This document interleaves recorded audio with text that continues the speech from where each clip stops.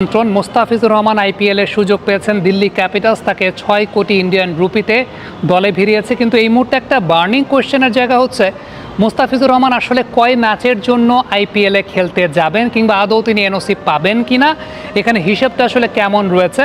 প্রথমে একটা বিষয় উল্লেখ করে নেওয়া ভালো, সেটা হচ্ছে দিল্লি ক্যাপিটালসের এখন পর্যন্ত 3টা ম্যাচ বাকি আছে। একটা ম্যাচ হচ্ছে 19 তারিখ, একটা 21 তারিখ, একটা 24 তারিখ। In the meantime Bangladesh team কিন্তু গেছে সংযুক্ত আরব আমিরাতে, এবং সংযুক্ত আরব আমিরাতের বিরুদ্ধে 2টা টি-20 ম্যাচ বাংলাদেশ টিম খেলবে, একটা 17 তারিখ, একটা 19 তারিখ। অর্থাৎ দিল্লি ক্যাপিটালসের যে প্রথম ম্যাচটা সেটা হচ্ছে বাংলাদেশের দ্বিতীয় টি-20 ম্যাচ, যেখানে মোস্তাফিজুর রহমান বাংলাদেশ টিমের সঙ্গে থাকবেন। এরপর কিন্তু 21 তারিখ এবং 24 তারিখ মোস্তাফিজুর রহমান চাইলে খেলতে পারেন আইপিএলের ম্যাচ। এটা হচ্ছে একদম সহজ সোজা রাস্তার জায়গা। এরপর আবার পাকিস্তানের সঙ্গে খেলা রয়েছে বাংলাদেশের। পাকিস্তান সিরিজটা যদি সরকারের সবুজ সংকেত আসে, সেক্ষেত্রে হয়তো বা 27 তারিখ থেকে শুরু হতে পারে।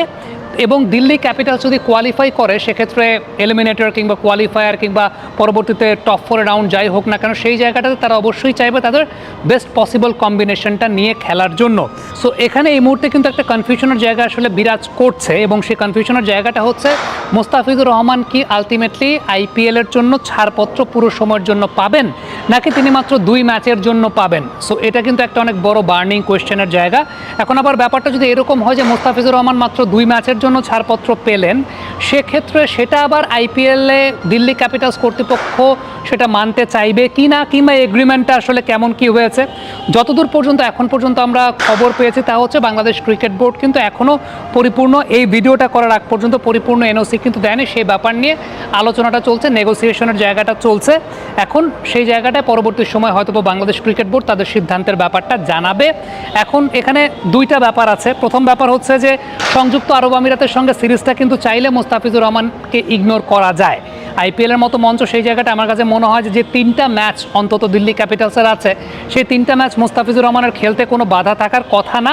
আরব আমিরাতের সঙ্গে এই সিরিজটা এটা প্রিটি মাচ ছিল। আমার কাছে মনে হয় পাকিস্তানের সঙ্গে সিরিজ হলো, সেটা একটা অনেক বড় আলোচনার জায়গা ছিল, বা একটা অনেক বড় আলোচনার জায়গা আছে যে ঠিক আছে সেই জায়গাটায় মোস্তাফিজুর রহমানকে বাংলাদেশ টিমে থাকা উচিত নাকি আইপিএল খেলতে যাওয়া উচিত। বাট টিমটা যখন সংযুক্ত আরব আমিরাত, তখন আমার কাছে ব্যক্তিগতভাবে মনে হয় যে 19, 21 এবং 24 তারিখের যে 3টা ম্যাচ আছে দিল্লি ক্যাপিটালসের, সেই 3টা ম্যাচের জন্য মোস্তাফিজুর রহমানকে পূর্ণ এনওসিটা দিয়ে দিলেই পারে হয়তো বাংলাদেশ ক্রিকেট বোর্ড। তারপরে এখানে বাংলাদেশ ক্রিকেট বোর্ডের তাদের সিদ্ধান্তের জায়গা, তারা অবশ্যই বিষয়টা তাদের মতো করে বিবেচনা করতে চাইবে। মোস্তাফিজ অলরেডি আজকের দিনে তার সংযুক্ত আরব আমিরাতের উদ্দেশ্যে চলে যাওয়ার কথা, সেটা আমরা জানি।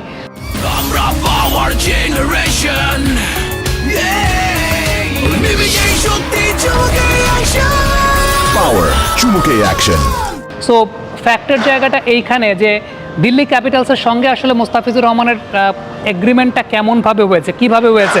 যদি ব্যাপারটা এরকম ঘটে যে ঠিক আছে গ্রুপ পর্বের যে 3টা ম্যাচ বাকি, সেই 3টা ম্যাচ মোস্তাফিজকে নিয়ে তাই they want to take a chance, কিন্তু আফটার দ্যাট যদি দিল্লি ক্যাপিটালস টপ 4-এ ওঠে, তখন আসলে ব্যাপারটা কি হবে। এখন তাদের এগ্রিমেন্টের মধ্যে এই ব্যাপারটা আছে কিনা যে they want Mustafizur Rahman for the full season, যদি দিল্লি ক্যাপিটালস কোয়ালিফাই করে পরবর্তী রাউন্ডে। এখন যদি পরবর্তী রাউন্ডে কোয়ালিফাই করে, তখন কিন্তু পাকিস্তান সিরিজের সঙ্গে একটা কনফ্লিক্ট করার সম্ভাবনা থেকে যায়।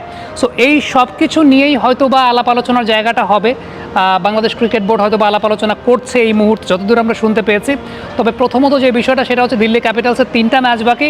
এখন এই 3টা ম্যাচের মধ্যে মোস্তাফিজ কি আসলে 2 ম্যাচের জন্য ছাড়পত্র পাবেন, নাকি 3 ম্যাচের জন্যই ছাড়পত্র পাবেন, নাকি পুরো সিজনের জন্য ছাড়পত্র পাবেন, এটা কিন্তু একটা জল্পনা কল্পনার ব্যাপার আছে। সো দিল্লি ক্যাপিটালসের তরফ থেকে জানানো হয়েছে যে মোস্তাফিজুর রহমান তিনি দিল্লি ক্যাপিটালসের সুযোগ পেয়েছেন। বাট দ্য ফ্যাক্ট ইজ এখানে কিন্তু দোদুল্যমানতার জায়গাটা এখনও আছে, কারণ বাংলাদেশ ক্রিকেট বোর্ডের তরফ থেকে এখনও জানানো হয় নাই যে মোস্তাফিজুর রহমান এনওসিটা পেতে যাচ্ছেন কিনা।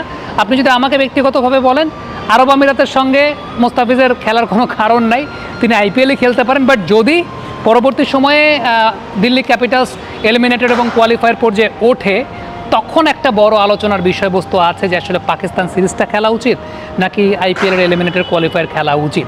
সো ডিসকাশনটা আসলে সেটা নিয়েই আমার কাছে মনে হয়। সো লেটস সি যে আসলে বাংলাদেশ ক্রিকেট বোর্ড কী জানায়। কমেন্ট বক্সে আপনাদের মন্তব্য, মতামত জানতে চাই।